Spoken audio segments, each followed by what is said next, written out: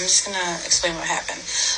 He was at the end of my street waiting for me and seen a car pull up in front of my house. It was for my neighbor, and he thought it was for me and thought it was a dude, and convinced himself that he's seen a guy come out of my house, which if you look on the porch, there's only his footsteps.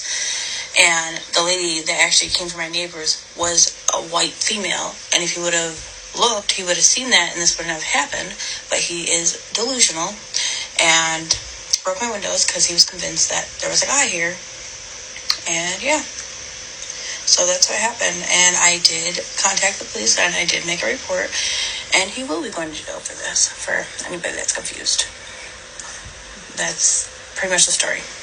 So I'm not saying that man is a narcissist, but if he is, he's toxic as hell. Of course, if you're new here, I'm a narcissist. I actually have narcissistic personality disorder. This is proof positive right here that just because you leave a toxic relationship doesn't mean that the abusive, toxic behaviors from your ex-partner stop.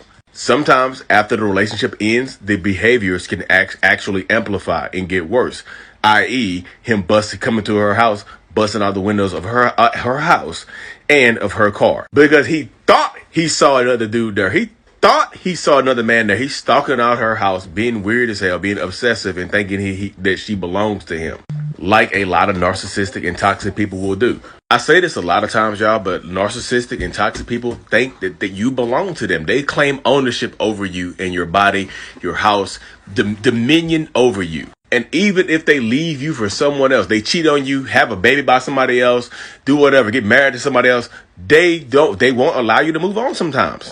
Double standards exist in toxic ass relationships, y'all. That's just the truth of the matter. That's just the fact of the matter of the situation a lot of times when you're dealing with people like this. And as you see, she called the police or whatever. They might come through. She might be able to get a restraining order. But y'all, a restraining order is just a piece of paper. You need to take proactive steps to protect yourself. If you're in America, there's a Second Amendment out there for that purpose sometimes. You heard in the video, she said, nobody even came here for me. That was for my neighbor, and it was a woman, but he just jumped the handle and came up here and busted up my stuff because he thought I was with another man. Again, they can do it, but it's a problem when you do it. You see what I'm saying? Double standards. And a lot of times, people like that tend to try to exhaust you into giving them another chance. Like, I'm going to keep showing up. I'm going to keep doing this until you talk to me or till you give me another chance and whatever.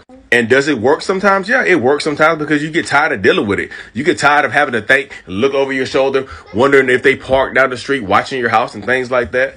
Again, leaving the relationship is great, but it absolutely does not mean that the abusive, toxic ass behaviors will stop, y'all. Sometimes you have to put these people behind bars where they belong. And it's not your fault. They keep doing it.